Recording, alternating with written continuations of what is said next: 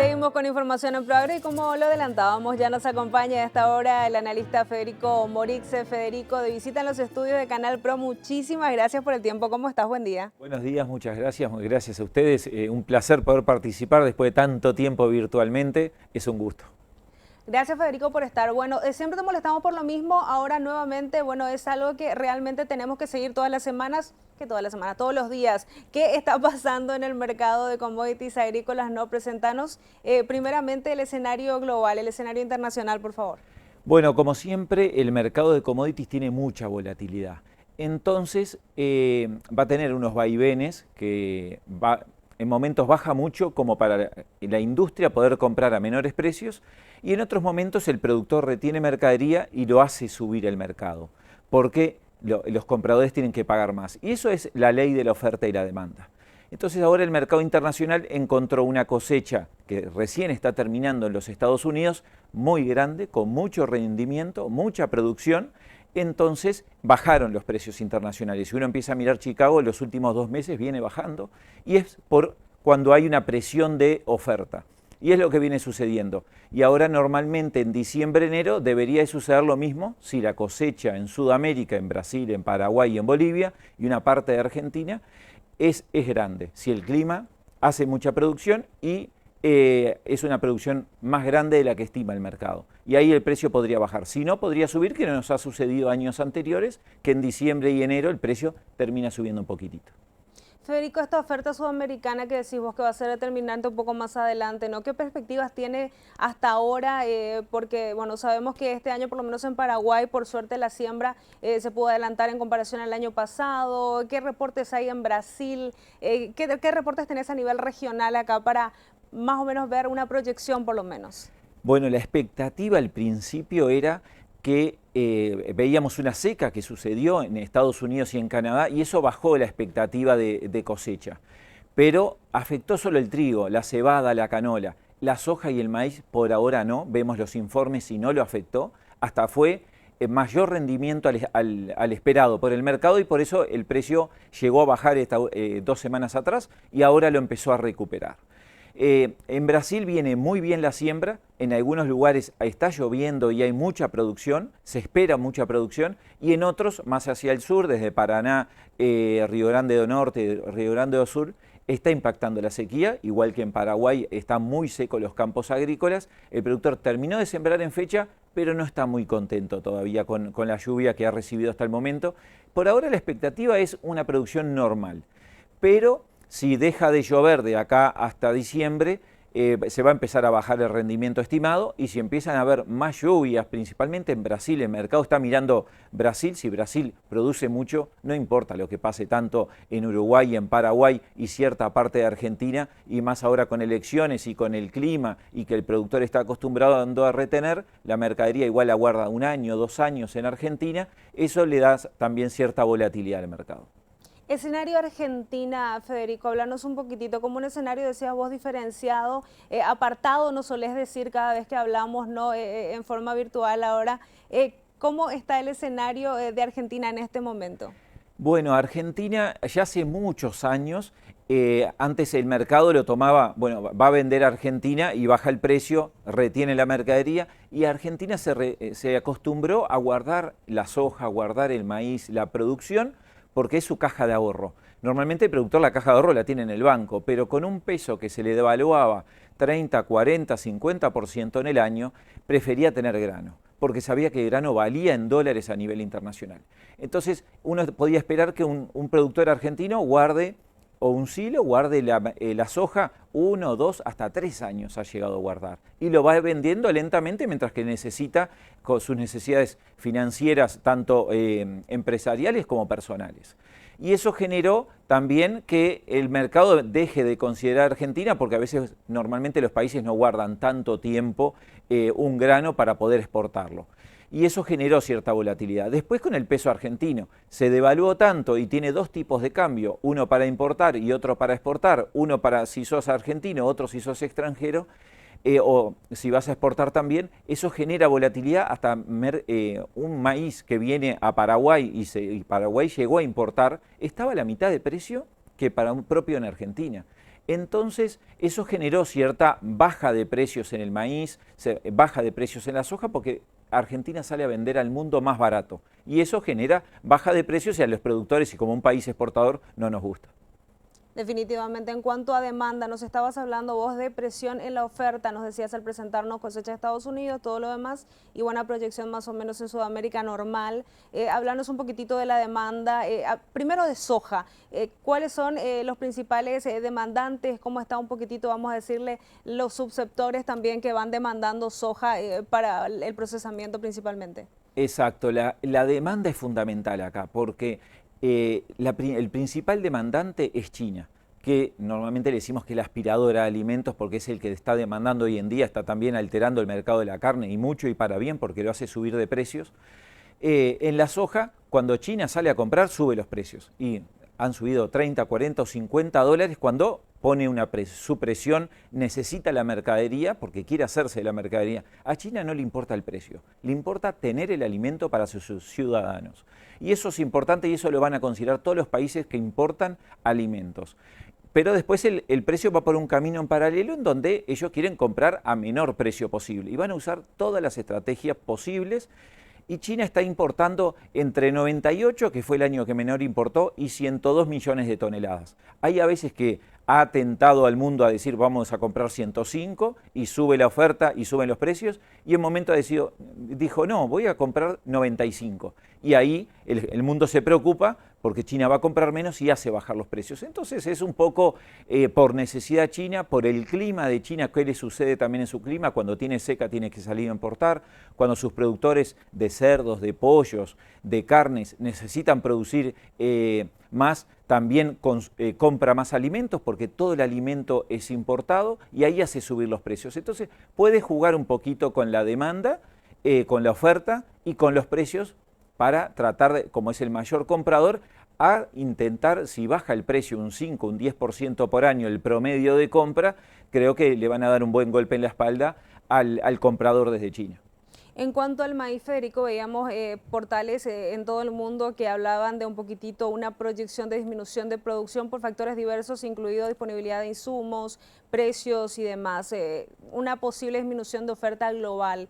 ¿Qué datos manejás vos respecto a las proyecciones del rubro maíz? El maíz está un poquito más distribuido, no tanto como la soja concentrado en China. Bueno, la soja es China y todo Asia.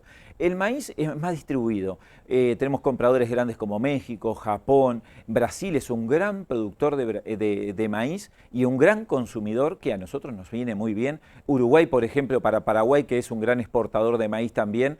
El mercado brasilero, cuando Brasil sale a comprar, le interesa al mercado paraguayo como exportador porque sabe que le sube los precios.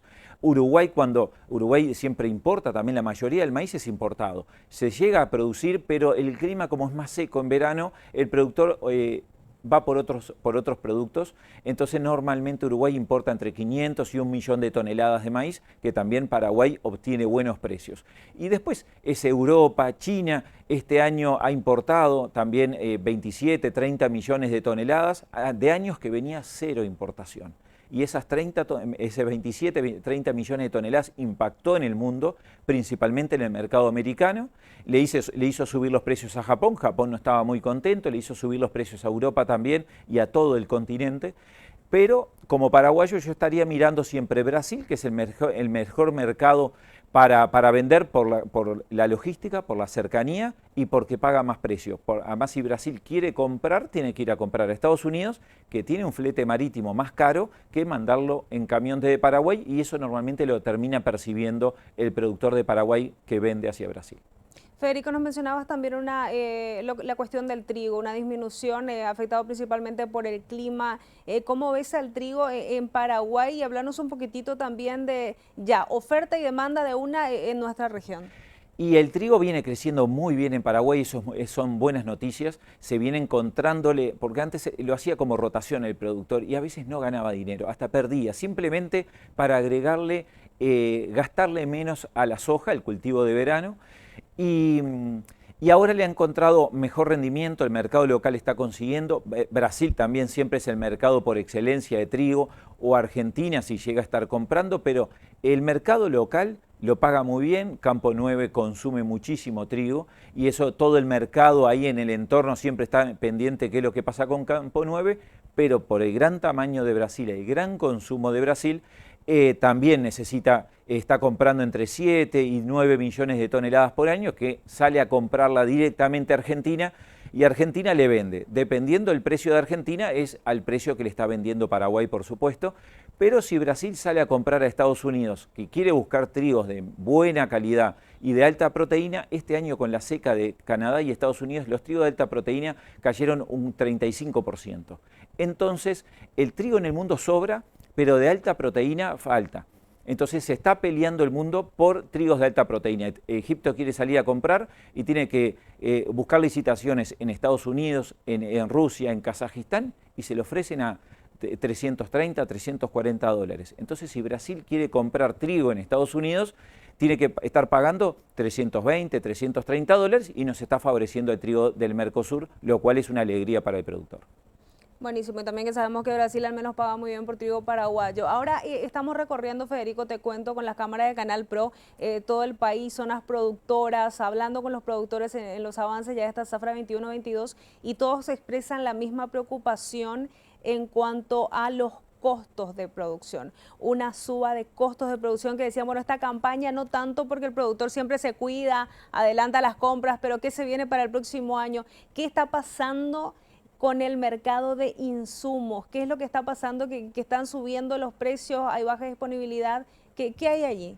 Eso, ahora en la recorrida que también estuve haciendo, está muy preocupado el productor y la mayoría, por suerte, fue muy visionario en eso el productor paraguayo, porque no agarró toda la subida, no llegó a comprar en los precios máximos que le está pasando, por ejemplo, el productor de Argentina o de Uruguay, que terminó comprando el último mes y compró todo caro. En Paraguay ya lo compraron con bastante anticipación, entonces no llegaron a pagar el precio máximo.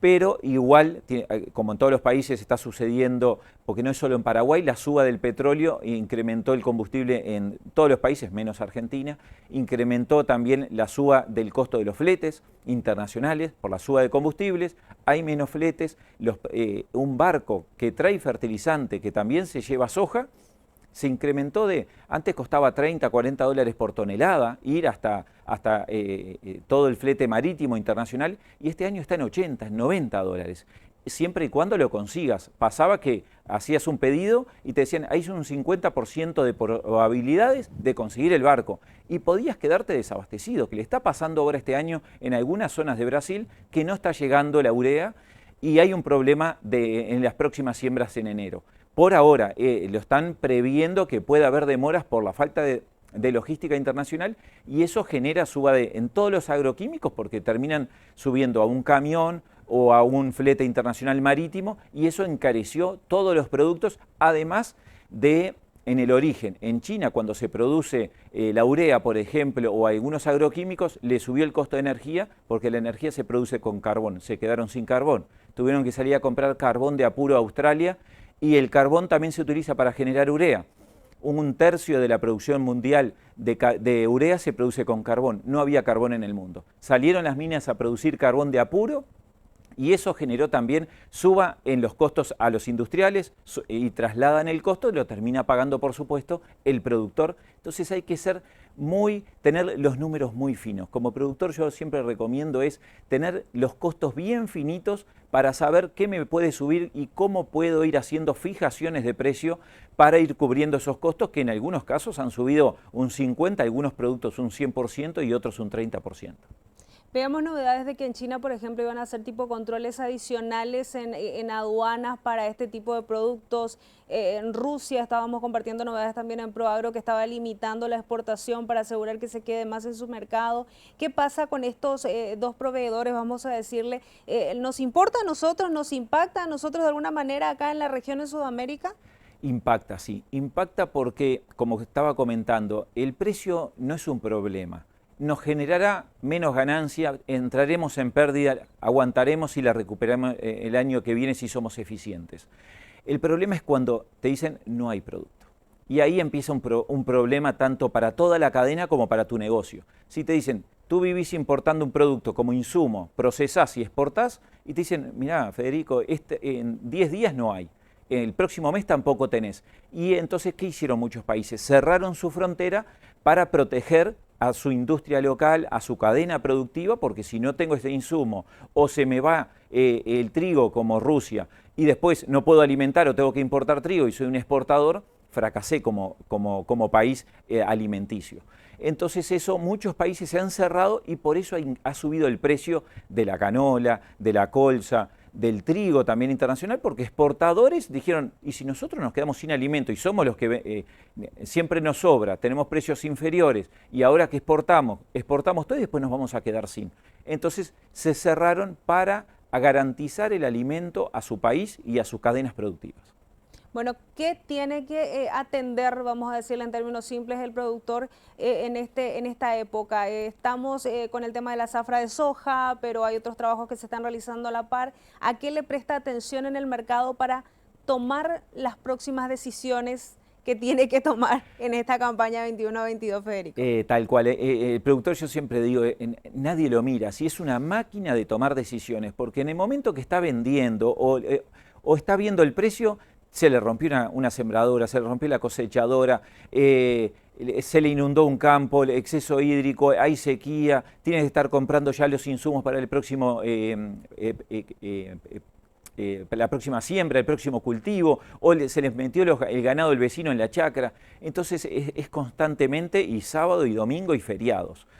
El productor tiene que estar mirando ahora, va a haber mucha volatilidad, porque normalmente tenemos volatilidad típica del mercado que es de oferta y demanda mundial de los granos. Ahora tenemos el impacto de los insumos, el impacto de países que por la pandemia y por la inflación tienen volatilidad en sus monedas, como lo estamos viviendo en Argentina, que tiene diferentes tipos de cambio, depende a dónde vayan a exportar o la importación, y eso va a generar volatilidad en todos los precios, además de agregarle la volatilidad normal. Y si ahora vemos que el año que viene ya están planificando subir las tasas, eso puede ser, normalmente debería ser una suba en el tipo de cambio, subir el dólar internacionalmente, normalmente las materias primas y los commodities tenderían a bajar, si no hay ningún problema, ningún evento climático. Si hay algún evento climático, se va a favorecer el productor, si es en otros países, no es en donde él produce, y va a subir los precios internacionales. Pero si hay buen clima en el mundo, hay buena producción, el dólar sube, y la demanda sigue siendo pareja, normalmente el precio debería estar este mismo precio que estamos viviendo hoy en día y tender a bajar, a no ser que haya algún problema de China tenga una sequía y salga a importar más producción de maíz, de soja, de trigo, de cebada, o Europa o Estados Unidos. Entonces hay que estar muy pendiente, fijarse si sube como países exportadores, si los precios suben, es todo bienvenido. El problema es si el precio baja. Entonces el productor, principalmente antes de mirar afuera el mundo, mirar sus números, saber cuál es su costo de producción por hectárea y por tonelada, del cultivo actual y del futuro cultivo, porque el futuro cultivo va a necesitar agroquímicos, saber el precio de los agroquímicos, baja la logística, va a bajar el precio de importación y va a impactar positivamente en el precio de exportación. Entonces ahí yo miraría bien el clima en el mundo y también sus costos de producción para ir viendo si la soja baja a 400, estoy perdiendo, voy ganando un 10%, y ahí es como la aguja en el combustible. Si yo me saco la aguja del combustible, seguro me quedo sin nafta. Entonces, al saber en dónde estoy parado, está en 410 y la aguja está en máximo, vengo ganando bien, y haría un seguro de precio en 410, en 420, en 430 y me olvido del precio. Y cuando vaya a cosechar, salgo a vender, si el precio está en 500, vendo en 500 y saco el mejor resultado que había planificado, y si el precio baja a 300 porque hay mucha producción en el mundo, porque suben las tasas, sube el dólar, vendo a 300, estoy perdiendo dinero pero cobro el seguro y mis números me cerraron y sigo produciendo y sin ningún estrés psicológico también. Federico, muchísimas gracias por el análisis, las sugerencias y bueno, la visita al canal. Gracias por el tiempo, como siempre, para la teleaudiencia de Canal Pro. Muchísimas gracias a ustedes y bueno, y a todo el mundo porque estamos bajando la pandemia y podemos estar presencialmente.